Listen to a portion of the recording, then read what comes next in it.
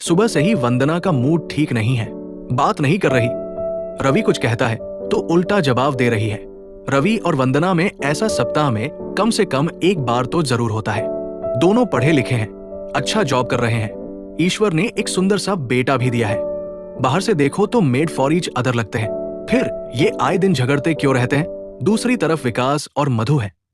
वो भी मेरे पड़ोसी है, लेकिन उनको कभी लड़ते नहीं देखा।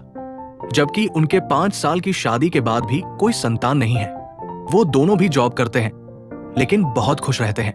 ये बात सोचने की तो है। मेरे अंदर भी रिसर्च का कीड़ा कूट कूट के भरा है, तो मैंने इन दोनों जोड़ियों के प्लस और माइनस पर रिसर्च करनी शुरू कर दी। और जो रिसर्च की रिपोर्ट आई वो आपको मैं 10 पॉइंट्स में संक्षिप्त में बताता हूं। हाँ, आगे बढ़ने से पहले अगर आप अपने जीवन साथी से प्यार करते हैं तो इस चैनल को सब्सक्राइब करके घंटी का बटन दबा दें, जिससे कि आने वाले वीडियो आपको सबसे पहले मिल जाए। नंबर 1, पहले दिन, जो कि रविवार था। करीब शाम को 4 बजे मैंने रवि के घर की कॉल बेल बजाई। दरवाजा वंदना ने खोला। वो शायद डाइनिंग टेबल पर बैठकर लैपटॉप में कुछ कर रही थी। रवि कमरे में मोबाइल चल रहा था। वंदना ने आवाज देकर रवि को बुलाया। करीब 30 मिनट मैं वहां रहा, चाय पी और देखा कि बातचीत में दोनों ज्यादा इंटरेस्ट नहीं ले रहे थे। वंदना बेटे के साथ खेलती रही। रवि भी अन्य मन से यहां वहां की बात कर रहा था। मैंने दोनों की तारीफ भी की, लेकिन दोनों पर इसका कोई असर नहीं हुआ।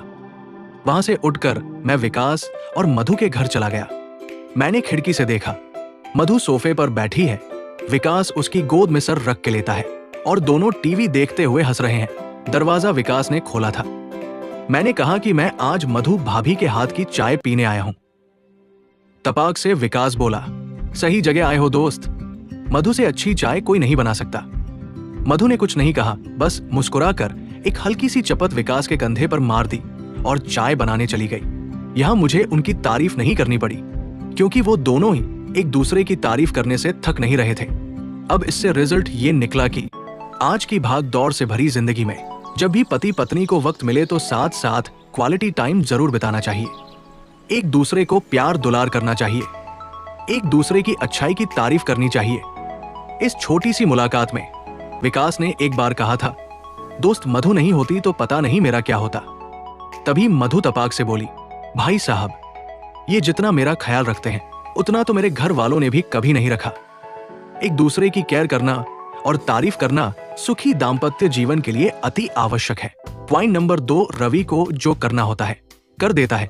वंदना की सलाह उसके लिए ज्यादा महत्व नहीं रखती। कौन सी कार लेनी है, कहां कब क्या करना है, वो बहुत कम वंदना की सलाह लेता है। जबकि विकास मधु से सलाह मशवरा करके ही कोई डिसीजन लेता है। दोनों अंगूठी में नगीने की तरह जड़े हैं। पति पत्नी में आपस में हेल्दी कम्युनिकेशन बहुत जरूरी होता है। यहां तक कि मधु अगर मायके में होती है तब भी दोनों दिन में कम से कम 3-4 बार तो फोन पे बातें करते ही हैं। विकास कहता है कि इससे रिश्ते में ताजगी और नयापन हमेशा बना रहता है। एक दूसरे से मजाक भी खूब करते हैं। कभी किचन में काम करती पत्नी के पास खड़े होकर बात करके देखो, उनको बहुत अच्छा लगता है। पॉइंट नंबर 3, पति पत्नी का रिश्ता विश्वास और आपसी भरोसे पर टिका होता है। बात बात पे शक करना और डाउट दिखाने से रिश्ते में खटास आ जाती है। ईश्वर ने दोनों को बहुत सोच समझकर एक दूसरे के लिए बनाया होता है। अविश्वास के लिए मियां बीबी के संबंध में कोई जगह नहीं होती है। पॉइंट नंबर 4, एक बार विकास की बहन ने मधु को कुछ कह दिया था। विकास ने तभी बहन को बोल दिया था कि मधु से कोई कुछ नहीं कहेगा। पति पत्नी को एक दूसरे के आत्मसम्मान की रक्षा करनी चाहिए। एक दूसरे को कभी भी नीचा नहीं दिखाना। होता है बात बात पे पत्नी या पति को ये कहना कि चुप रहो, तुम्हें कुछ पता नहीं है, उनके आत्मसम्मान को ठेस पहुंचा सकता है। पॉइंट नंबर 5, भारतीय परिवेश में पति और पत्नी दोनों को अपने अपने ससुराल वालों को उचित सम्मान देना चाहिए। इससे उनकी अपनी वैल्यू बढ़ती है, समाज में स्तर ऊंचा हो जाता है। बाहर के लोग भी तारीफ करते हैं।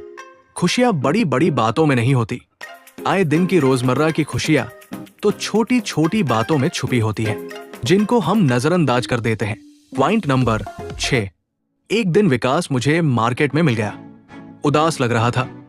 मेरे पूछने पर उसने बताया कि उसकी जेब में एक क्लाइंट के दिए हुए 50,000 रुपए थे जो कहीं गिर गए थे। मैंने कहा कि भाभी को पता चलेगा तो क्या होगा? उसने कहा कि वो मधु को नहीं बताएगा, नहीं तो उसे बहुत दुख होगा, और जो होना था वो तो हो गया। अब उस बेचारी को ये सब बताकर दुखी किस लिए करना? ये दोनों पति पत्नी एक दूसरे के सुख दुख का बहुत ख्याल रखते हैं। एक दूसरे के सुख दुख का ख्याल रखना, एक दूसरे की भावनाओं की इज्जत करना एक सुखी दाम्पत्य जीवन के लिए बहुत जरूरी होता है।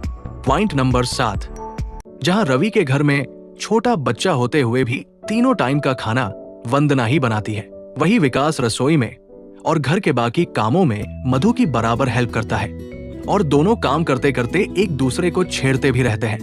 क्या जोड़ी है, किसी की नजर न लगे। पति पत्नी को रिस्पॉन्सिबिलिटी शेयर करनी चाहिए, इसी से संबंध मजबूत होता है, विश्वास बढ़ता है।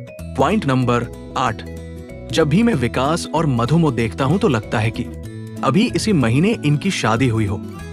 वो अपने जीवन में रोमांस को हमेशा जिंदा रखते हैं, ये बहुत बड़ी बात है, वरना लोग कुछ सालों में ही बोर होने लगते हैं। पॉइंट नंबर 9, पति पत्नी में म्यूचुअल अंडरस्टैंडिंग होना उतना ही जरूरी है जितना कि सब्जी में मसालों का होना जरूरी है। दोनों एक दूसरे की जरूरतों को समझें और उसी तरह व्यवहार करें तो घर स्वर्ग बन जाता है। अगर ये सही मायनों में देखना हो तो कभी विकास और मधु के घर तब आओ जब इनमें से कोई बीमार होता है। क्या केयर करते हैं एक दूसरे की, देखकर जलन होने लगेगी। पॉइंट नंबर 10, यहां मैं इतना ही कहूंगा कि हर रिश्ते की एक अहमियत होती है और हर रिश्ते की एक डिमांड होती है। उस अहमियत को हमेशा बनाए रखना है, कभी भी एक दूसरे की ईगो को हर्ट नहीं करना है। अपनी बात इस तरह रखनी होती है कि सामने वाले को वो अपनी बात लगे। रिश्ते में परायापन एक जहर की तरह होता है और अपनापन रसमलाई की तरह, इसलिए रसमलाई को बने रहने देना है। सुखी वैवाहिक जीवन का यही सीक्रेट होता है। पति पत्नी एक दूसरे का सहारा बने, न कि एक दूसरे पर बोझ। पति घर का राजा होता है तो पत्नी लक्ष्मी होती है।